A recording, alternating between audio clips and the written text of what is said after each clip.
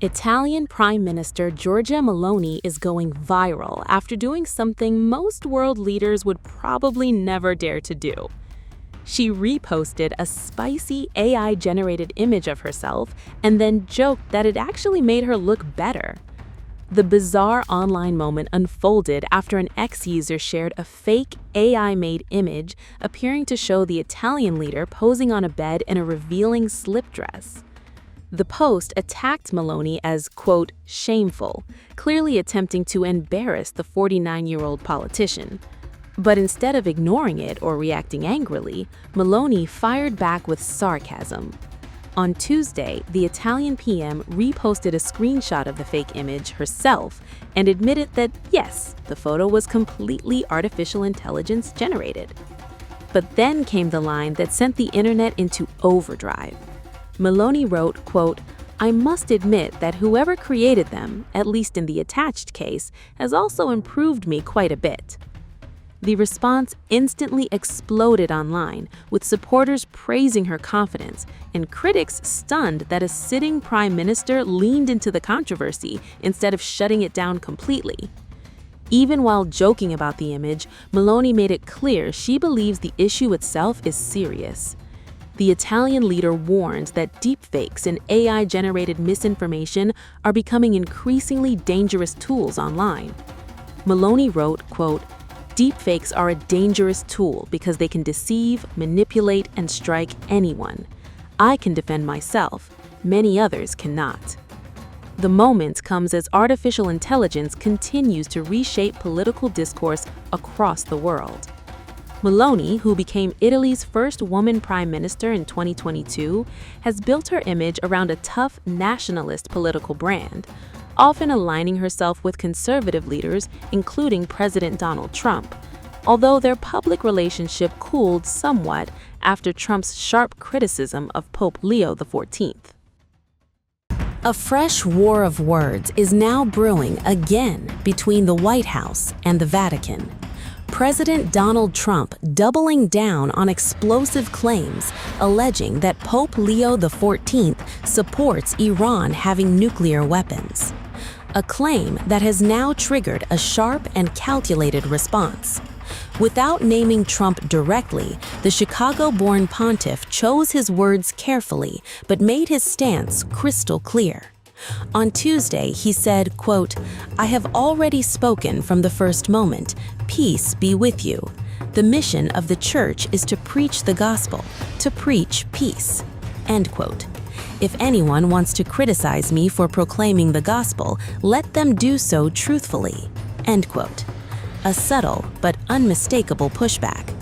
The Pope didn't stop there. He went on to address the core of the controversy, nuclear weapons. Quote, the Church has spoken out against all nuclear weapons for years, so there is no doubt about that. End quote. Ma io ho già parlato dal primo momento di essere eletto e ormai siamo vicino all'anniversario. Ho detto pace con voi. E la missione della Chiesa è predicare il Vangelo, predicare la pace. Se qualcuno vuole criticarmi per annunciare il Vangelo, che lo faccia con la verità. La Chiesa da anni ha parlato contro tutte le armi nucleari, quindi lì non c'è nessun dubbio. E quindi spero semplicemente essere ascoltato per il valore della parola di Dio. Grazie. Self-defense has traditionally always been allowed by the Church. So to talk about just war today, it's a very complex problem, and we have to analyze it on many levels. But ever since the entrance into the nuclear age, the whole concept of war has to be reevaluated in terms today. And I always believe that it's much better to enter into dialogue than to look for arms and to support the arms industry, which gains billions and billions of dollars each year, instead of sitting down at the table, solving our problems, and using money to solve humanitarian issues, hunger in the world, etc. Thank you very much. According to the Daily Beast, the remarks were widely seen as a clear response, even without taking the president's name. And the timing, not a coincidence. This comes just days before U.S. Secretary of State Marco Rubio is set to visit the Vatican, with a meeting scheduled with the Pope on Thursday. As per the Associated Press, Secretary of State Marco Rubio will travel to Rome and Vatican City this week in a bid to ease rising tensions between President Donald Trump and Pope Leo XIV over U.S. policies, particularly the Iran war. The tension has been building ever since Trump ordered strikes against Iran, a move the Pope has repeatedly responded to with calls for peace. But now, Trump is firing back. During an interview with Hugh Hewitt on Monday, the president took aim at the Pope's stance, accusing him of focusing on the wrong issues. When the conversation turned to jailed Hong Kong media figure Jimmy Lai, Trump was asked whether he would raise the issue with China's leadership. He said yes, but then he pivoted straight to the Pope. Trump said, quote, "The Pope would rather talk about the fact that it's okay for Iran to have a nuclear weapon, and I don't think that's very good," end quote. He went further, saying, quote, "I think he's endangering a lot of Catholics and a lot of people," end quote. Strong words aimed directly at the head of the Catholic Church. Now, the Pope sound bit, but his message has been consistent, a call for peace.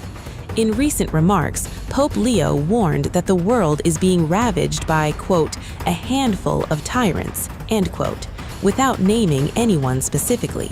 The things that I say are certainly not meant as attacks of anyone. And the message of the gospel is very clear: blessed are the peacemakers. I will not shy away from announcing the message of the gospel, of inviting all people to look for ways of building bridges for peace and reconciliation, of ways to avoid war anytime that's possible. To put my message on the same plane as what the president is attempting to do here, I think it's not understanding what the message of the gospel is. And it's hard to hear that, but I will continue on. What I call the mission of the church in the world. And when it comes to conflicts like the Middle East, his stance hasn't changed. Speaking before thousands at St. Peter's Basilica, he urged global leaders to step back from escalation. He said, quote, "Stop, it is time for peace. Sit at the table of dialogue, not at the table where rearmament is planned," end quote. On the issue of Jimmy Lai, the Pope has stayed away from direct political commentary, instead repeating a broader message, quote, "We must pray for peace, work for peace, and reduce hatred," end quote. But Trump clearly isn't convinced, and with a high-stakes meeting on the horizon, this war of words between politics and faith is only heating up.